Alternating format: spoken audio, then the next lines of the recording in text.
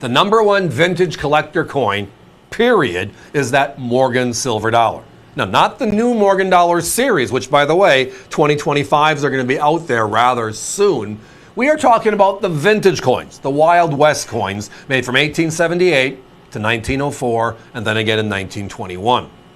Through that, Philadelphia, San Francisco, Carson City, New Orleans, the one Denver, there are some very, very special coins that we talk about 2 or 3 times a year, just because, well, they're that special. Can't find them.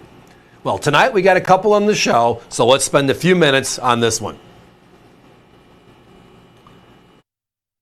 Philadelphia struck, late date, and one of the keys to the entire series. Period.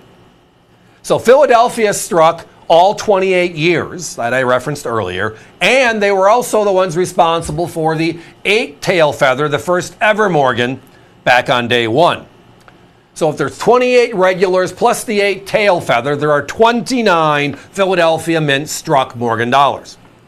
Now the rarest of them all, the number one of the P mint, is the 1894 with only 100,000. Do you know what number 2 is? Well, it's right here in front of us tonight.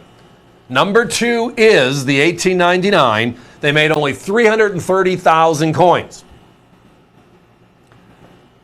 This coin, like many of the late date Morgans, whether they're S's, O's, and or the P's like we're talking about here right now, the Pittman Act destroyed them. And again, remember, the Pittman Act was part of the push to help the English out during World War I.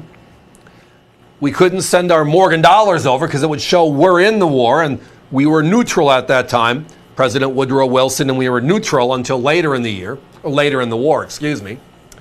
But so we melted 60% of all of our Morgans, and the logic tells us we melted 1904 back because those are the ones closest to the door. Well, mintage figures told us that. Logic made that logical for us to follow, but when the grading services, in this case PCGS, came out 40 years ago, it solidified everything we've seen over the last half century, is just going to coin shows and why can't I find this, right?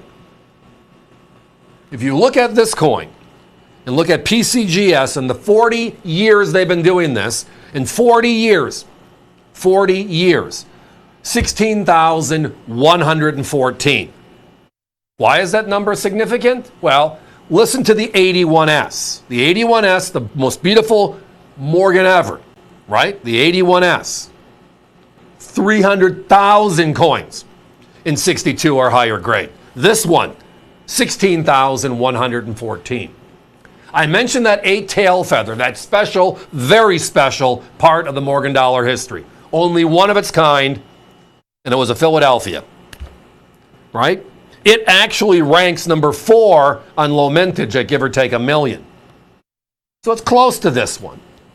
But it has 17,916 of them known in 62 or higher grade. That coin, $600-700 coin in 62. And that's because of the stigma of year 1 and the 8-tail feather. This coin's rarer. And we all know it. The numbers tell us that.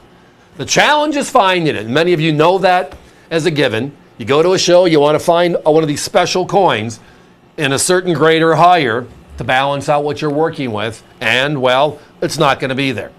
Do you want to settle or do you want to wait? And those are personal decisions. We're big on we wait. When we find the right price, we find the right coin. In this case, find the right look. It has to be a beautiful looking, clean and simple coin. The grade being the key. Well, we have it here tonight. Guys, I don't have time for a clock, so I'm going to spend a couple of more seconds on this, and we got to be moving. My competition, this coin in a capsule, a mint state 60, and they're one of the most popular companies in the country, is at $665. We are over 250 less, and we have a 62 or higher, making it one of the premium coins of the second rarest Morgan ever. Again, as I said earlier in the show, we have some really special coins tonight. This is just one of them. Glad we got to spend a few minutes. Let's be moving on.